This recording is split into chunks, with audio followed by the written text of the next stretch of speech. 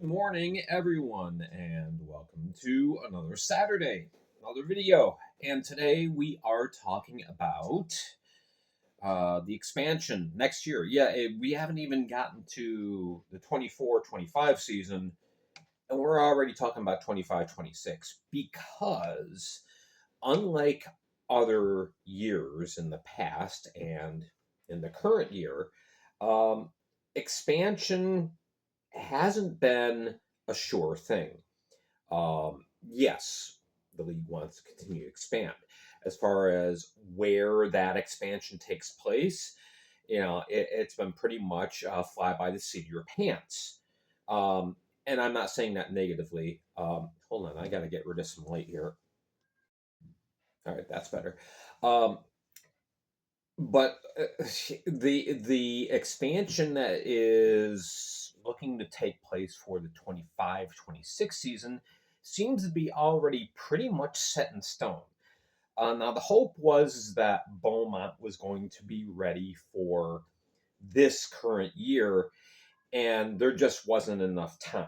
The arena would not have been able to be ready in time for the season. And as a matter of fact, it's going to be a bit of a push, from what I understand, as far as uh, correctly retrofitting Doggett Ford Arena in Beaumont for the two expansion games, and getting everything all set, getting the new ice plant back in there, operational, whatnot. Whereas Topeka, that's been kind of on the radar for a couple of years. As we talked about last year, obviously, um, Matt Torgerson started the work, did most of the legwork to get Topeka ready to be able to come into the Fed. Um, watch that video from last week. And now Barry Soskin and his group, and yes, it's a group, it's not just him, uh, is continuing the work. And so I want to talk a little bit about this today. Is the westward expansion the right way for the league to go? And the reason why we ask that, because on the surface, most people would say, hey, more teams, it's good. Um, yes, to a degree. I'm not saying the league shouldn't expand. What I'm saying is that and I'll come off right at the very beginning and say, I'm very doubtful that this will, in the long term, financially work. Now, it's not so much an issue with Beaumont because geographically, they're not that far from three or four other teams. All right. Topeka is out there. They are out there. And I'm not alone. Um, Yesterday, a Substack came through from Kevin Baines. Last week, I talked about him. He kind of inspired my video about talking about, what is Barry Soskin to the league? What is your opinion about Barry Soskin? All right. He wrote a very open-minded, but yet very poignant Substack. Substack is a great service, a great place to not just catch up on hockey, but yes, people still do blogs, and Substack is a great place for blogs. So, whatever your interest is, I recommend you check it out because it is free. Well, you can get a premium service and pay for it, but there is a basic free service which I use because I'm a cheapskate. I admit it. Uh, but yeah, good place. And Kevin Baines has established a Substack, um, and he talks a lot about stuff going on from the business aspect and the operational aspect of the Fed. So, and I'm interested in stuff like that. Um, so he posted an article yesterday. Is Topeka a bus too far? Um, I think he's trying to work on some wordplay there, and that's cool. I'm not going to read the whole article, but I'm going to read sections of it here. Um, His title is Topeka a Bus Too Far. Starts right off by saying, yes, yes, it is. Um, Starts off with some disclaimers. Quote unquote, nothing I say in the next 1,000 words or so is going to have any impact on Topeka coming into the league. My suspicion is that the decision has already been made. His suspicion is correct. The Topeka Roadrunners or Topeka Pilots or whatever they'll be called will be with us for the 25-26 season. Barring a disastrous 4-game series this January, February, of course. And he's talking about the games that will be taking place, the Dashers home games being played at Topeka, 2 against Port Huron, 2 against Baton Rouge. That takes place end of January, early February. And he says right here, Kevin says, if Topeka comes in, the FPHL will no longer be a bus league, which is a shame because Topeka and everyone else in the FPHL will still be riding buses. Topeka seems to want a team in the FPHL, and the FPHL seems to want to give it to him. And he lists the distances. Okay, closest team. Let's say Topeka's in. We look ahead to the 25-26 season. Closest team is Danville. And of course, Danville is the home team in these 4 games being played at the Stormont Vale Event Center. 491 miles. That is roughly a 9.5-hour bus ride. And that is the closest. How is this going to work? Flying is expensive, very expensive. So I'm not sure if Soskin has been working on beaming technology. If he's got a transporter pad set up and can beam the team to places. I don't know, but it just seems strange. Yeah, you go on. The next closest market in the northern teams, Motor City, 848 miles. Port Huron, 888. Binghamton, 1214. It goes on and on. For comparison, he lists Beaumont. Okay, Beaumont's got 3 teams right in a little cluster. It's not bad. Baton Rouge, 185 miles away from Beaumont. Monroe, 252. Mississippi, 332. Then Columbus, 632. Starts to get up there. So Beaumont has 3 teams under 400 miles. Topeka has 0 road trips under 400 miles. So what should the league do? He said, well, for starters, you pass on Topeka. That's not happening. This article that Kevin writes, he's writing from a perspective of logic. For any business enterprise to work, you have to consider what it's going to cost you. If you're starting any kind of business, a mom and pop hardware store, a sports franchise, whatever, you have to analyze what your costs are going to be. Is it worth me going into business, or is this just going to be a sieve and bleed me dry? I have to admit, I agree with Kevin on this, that I don't see how this can work unless you either move franchises, relocation, or you create new travel partners. And the league has talked about travel partners, other people within a geographical pod. They've talked about that and talked about it, but it seems like they're just throwing all that understanding away and saying, you know what, we've got an opportunity here. We're going to do it. without really analyzing, is this a good idea? Um, Again, just from the practical business standpoint, I don't think this is. Um, so anyway, yeah,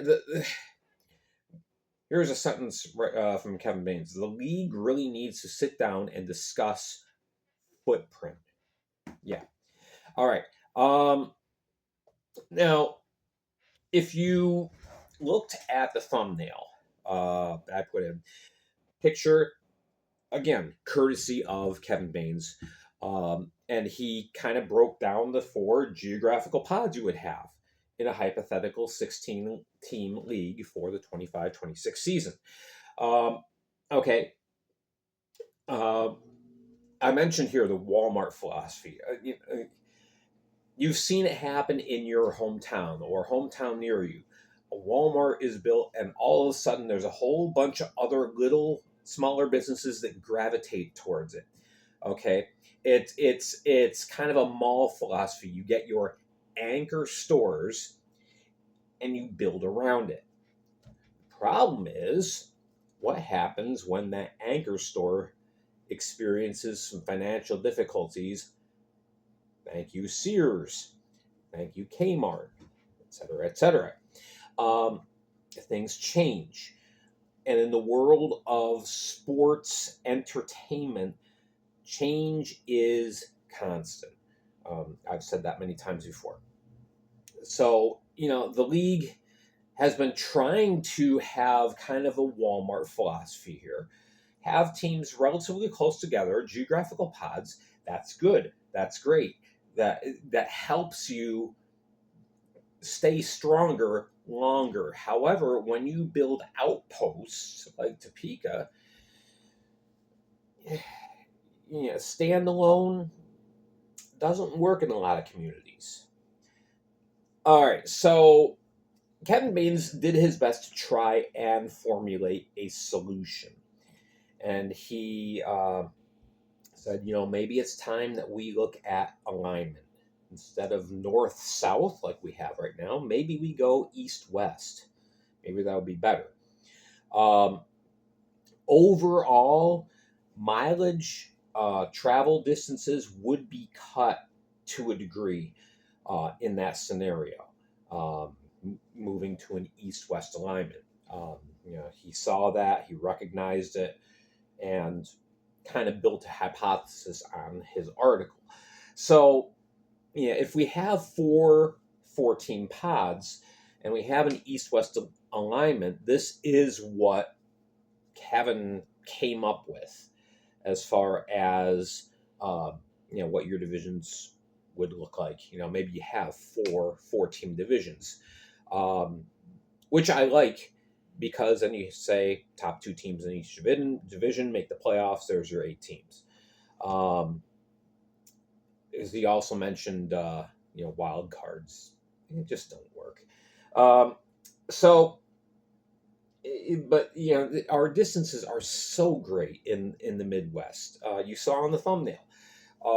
You have 3 pods that are pretty tight, and then there's the Midwest one, stretched out, 888 miles from Topeka to Port Huron. 2 teams in your own pod, and that's just crazy. So you have to think that the league is understanding that they're going to have to fill the geographical voids. But is westward expansion the best way of going? This question has been raised ever since Major League Baseball moved to California in the late 1950s. And it's something that they grapple with, and it's something that they financially struggled with. Hockey, same thing. The NHL expanding to California and the Midwest in 1967, and it didn't work in Oakland. Almost didn't work in LA. Almost didn't work in Minnesota. In the end, it didn't work in Minnesota. Almost didn't work in St. Louis. So you're opening yourself up to a whole world of difficulty.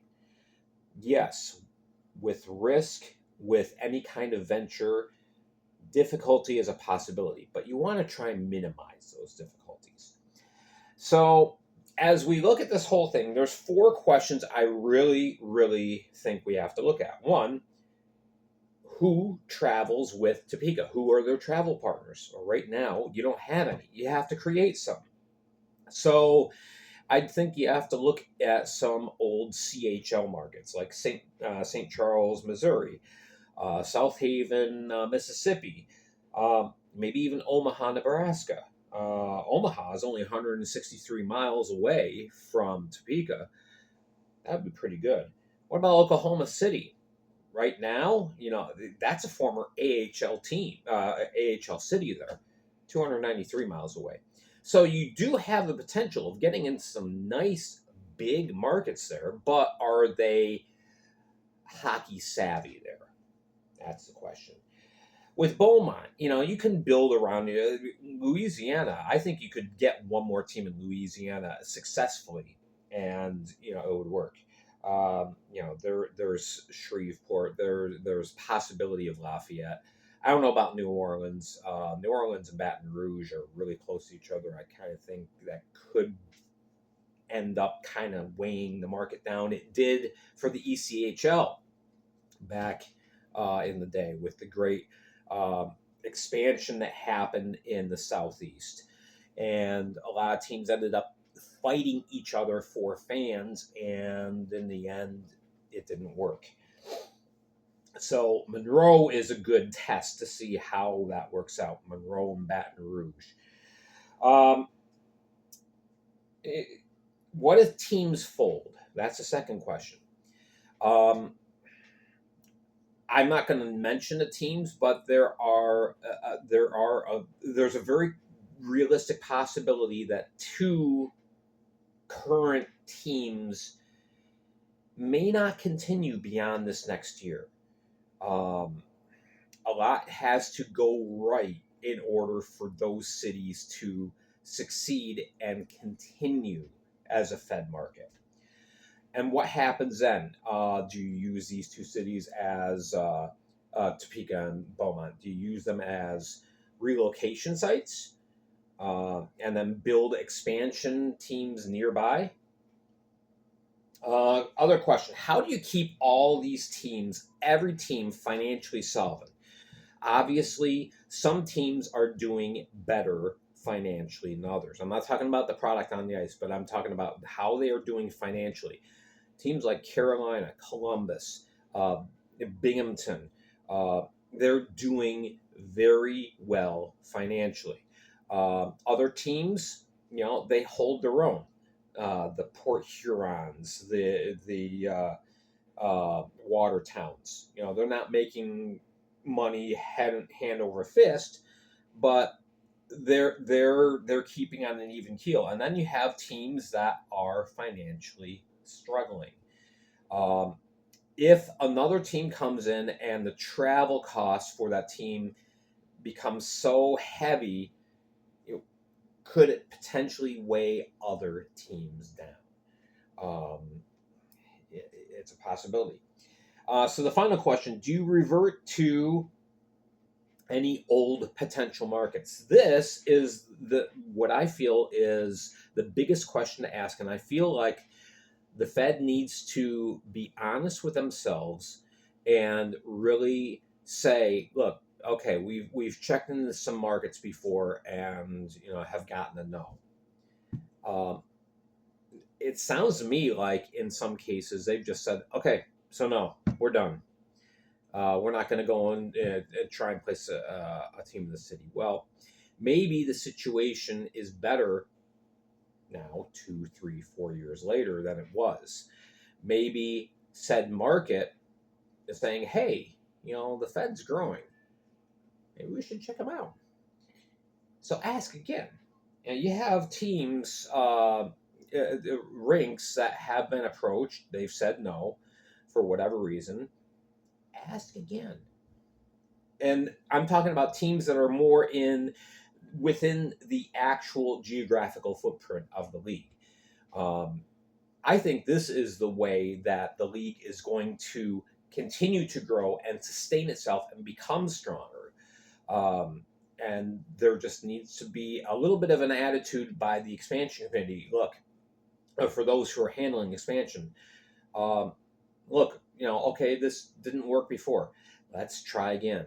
Let's pitch again. Let's give them an offer they can't refuse. All right, be persistent. You have a lot of markets in New York, New Jersey, potentially in the Midwest and Kentucky, Michigan. There are a lot of places that maybe didn't want to take a chance on the Fed a few years ago because they saw the Fed as less than what it is now, and they would have been accurate in that assessment. But now, the Fed 4 years later, 5 years later, maybe it's worth another look. So anyway, that is the presentation for today. I know I've gone on a little long here. Most of my videos have been going a little longer because we're only doing 2 videos per week now. So until we get into the season. And I will cut it down to about 15 minutes, don't worry. But anyway, I just wanted to talk about this because I think Kevin Baines asked a lot of questions that need to be asked, raised some thoughts that need to be thought of, and I just wanted to share that. So, and in the aspect specifically, is Topeka too far? Yeah, it is. It is. I'm sorry. Until you build other teams in that area, I don't think it's worth the go. I'm just saying. But then again, I was wrong about Blue Ridge too. Last year at this time, I said, "What is Suskin doing? Going to Withville? That's not going to work." It's worked. It's working. So who knows? Maybe it can be made to work, but there's a lot of work that needs to be done. All right, tomorrow we are going to talk about next closest city to Topeka, Danville, and take a look back, take a look forward at hockey in the city of Danville. So I hope you'll join me then. Make sure you're hitting like and subscribe, and thank you so much for watching. Thank you for all the new subscribers and new followers. I appreciate it. Tell a friend. Let's keep this growing. All right, we'll catch you tomorrow.